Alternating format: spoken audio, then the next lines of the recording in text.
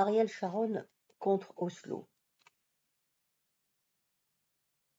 C'est la plus grande catastrophe qui soit jamais arrivée à Israël.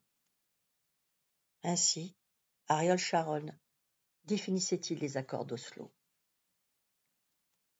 Parvenu au poste de Premier ministre, il n'aura de cesse qu'il n'ait liquidé tous les acquis des années 90, sans que l'Union européenne ou les États-Unis décident de le sanctionner. Il faut d'abord en finir avec l'autorité palestinienne, son chef, ses rouages, ses symboles.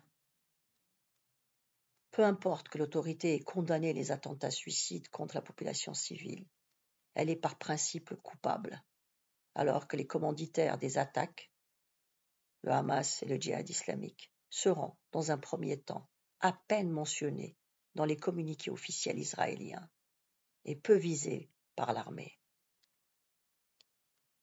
Mais il ne suffit pas à Ariel Sharon de broyer l'autorité et de se dégager du carcan des accords d'Oslo.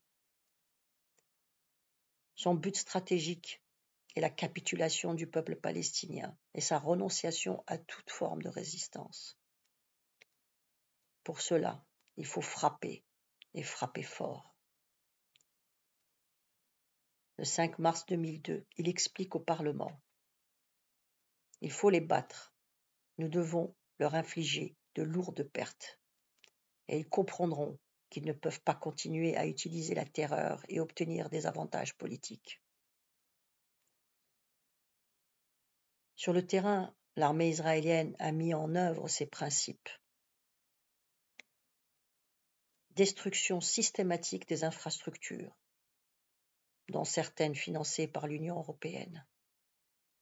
Bombardement indiscriminé des camps de réfugiés. Maisons éventrées. Attaques contre des hôpitaux. Et entraves systématiques à la circulation des ambulances et au travail des secouristes. Ce qui a amené effet exceptionnel la Croix-Rouge internationale à protester. Pillage, vol, destruction de tous les cadres de la vie matérielle et sociale des Palestiniens. Les journalistes et les observateurs internationaux sont souvent interdits, harcelés, refoulés. Plusieurs cas d'exécution sommaire, d'utilisation de boucliers humains ont été dénoncés par les organisations de défense des droits de la personne, y compris en Israël, où B'Tselem a fait part d'informations concordantes révélant des cas de torture de prisonniers.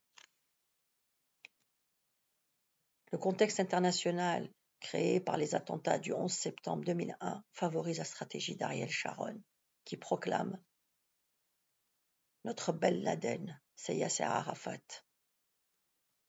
Il veut à tout prix marginaliser le leader de l'autorité, dans l'espoir de faire adopter la solution à long terme qu'il préconise depuis 1998.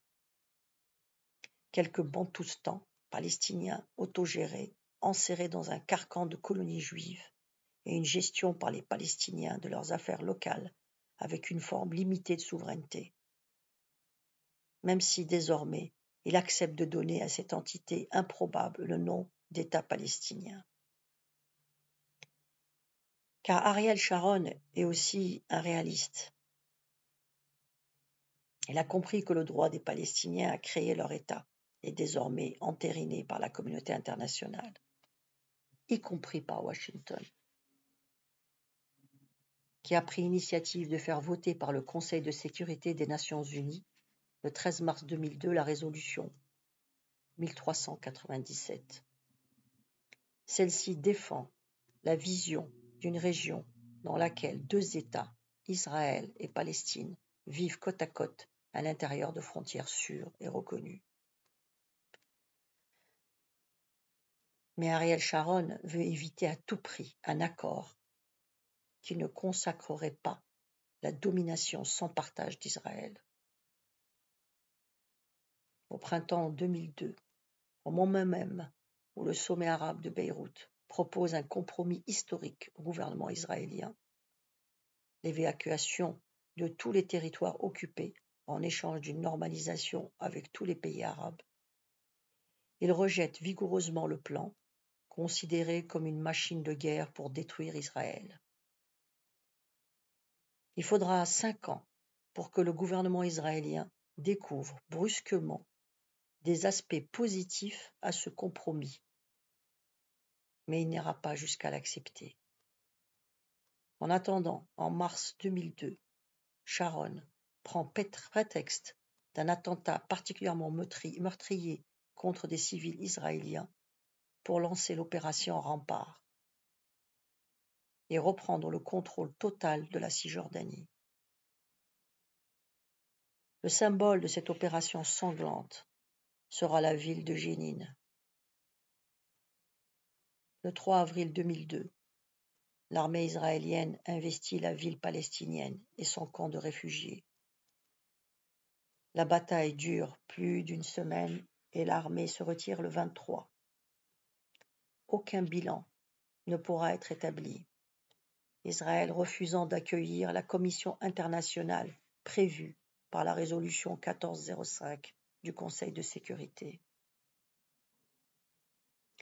Selon l'armée israélienne, on compte 48 morts dans le camp palestinien et 23 morts israéliens. Les Palestiniens, eux, parlent d'au moins 200 morts.